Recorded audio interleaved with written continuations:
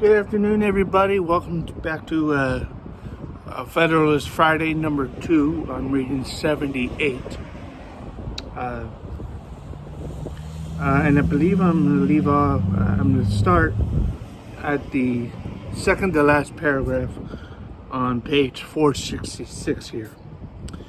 The complete independence of the courts of justice is peculiarly, that's a hard word, peculiarly essential in a limited constitution. By a limited constitution, I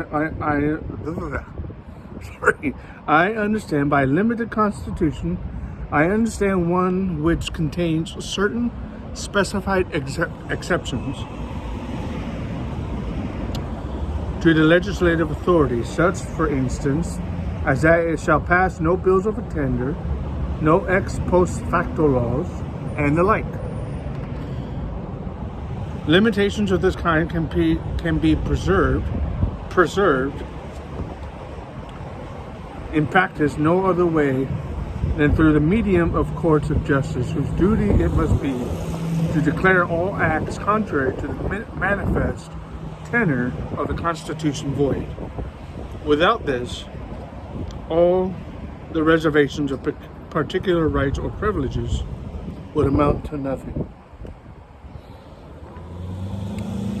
Some perplexity respecting the right of the courts to pronounce legislative acts void, because contrary to the Constitution has arisen.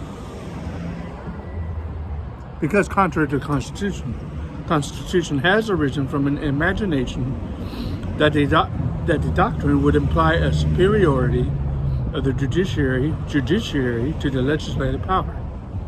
It is urged that the authority which can deliver the acts of another void must necessarily be superior to the one whose acts may be declared void. As this doctrine is of great importance in all the American constitutions, a brief discussion of the grounds on which it rests cannot be unacceptable. There is no position which depends on clearer principles than that every act of a delegated authority, contrary to the tenor of the commission under which it is exercised is void. No legislative act, therefore, contrary to the Constitution can be valid.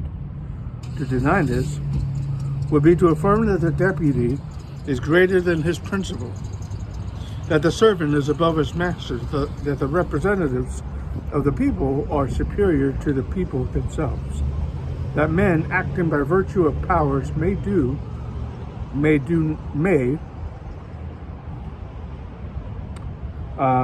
that men acting by virtue of powers may do not only what their powers do not authorize, but what they forbid. If it be said that the legislative body are themselves the constitutional judges of their own powers, and that the construction they put upon them is conclusive upon the other departments, it may be answered that this cannot be the natural presumption where it is not to be collected from any particular provisions of the Constitution, in the Constitution.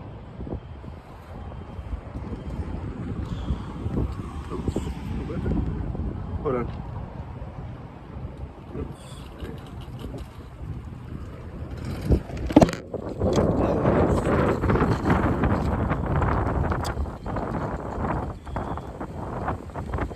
Sorry. My bottle failed on me.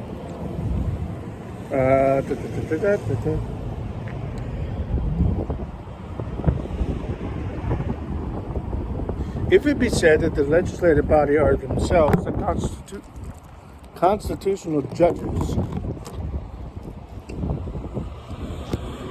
let's try this.